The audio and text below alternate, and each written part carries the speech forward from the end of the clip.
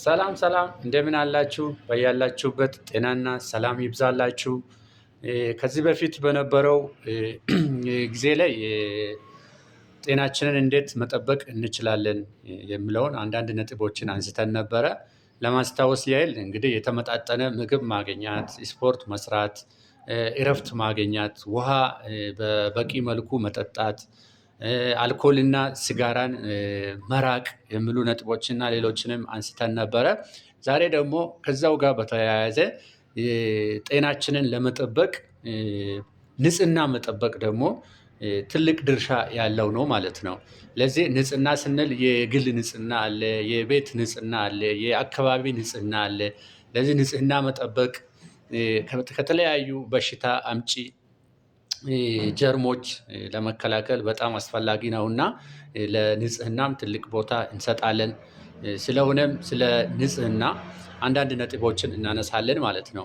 ለዚህ በመጀመሪያ ደረጃ የግል ንጽህና ለመጠበቅ እንግዲህ ከእጃችን መጀመር እንችላለን ማለት ነው።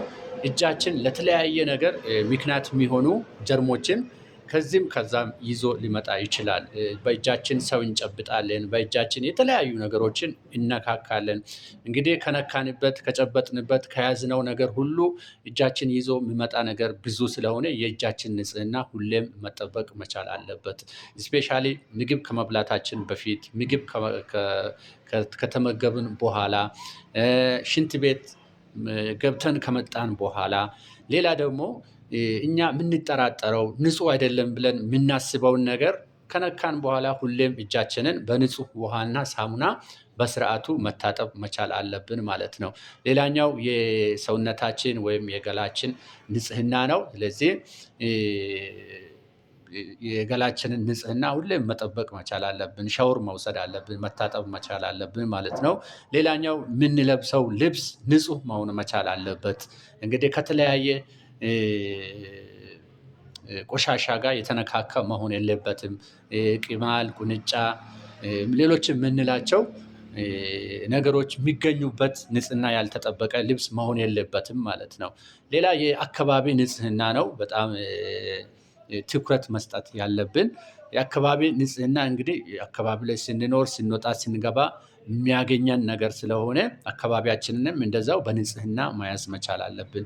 ስለ አካባቢ ንጽህና ስናወራ ስለ ሽንት ቤት ሁሌም ማንሳት አለብን። ሽንት ቤት እንግዲህ ቆሻሻ ያለበት ነው። ዝንቦች ይኖራሉ፣ ትንኞች ይኖራሉ።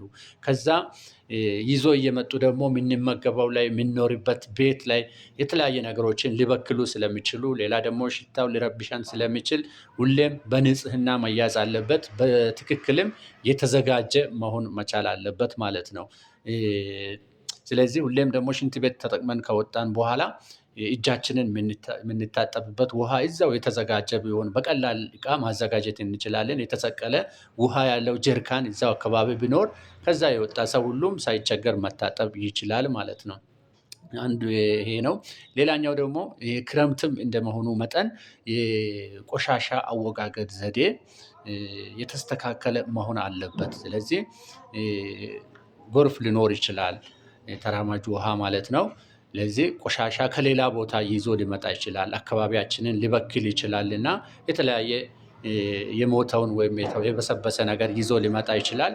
ያ ጎርፍ ወይም እንደዛ አይነት ውሃ የሚሄድበትን መንገድ ማዘጋጀት፣ አካባቢያችን ላይ ደግሞ የተኛ ውሃ ካለ ለዝንብ ወይም ለሌሎች ትንኞች መራቢያ ሊሆን ስለሚችል እንደዛ አይነት እንትኖችን መድፈን ማስወገድ መቻል አለብን ማለት ነው። የተለያዩ ቪዲዮዎች አሉ፣ እነሱን የሚጋብዛችኋለሁ። ላይክ፣ ሼር እና ኮሜንት አድርጉ። እዚህ ላይ ያበቃለሁ። በጣም አመሰግናለሁ።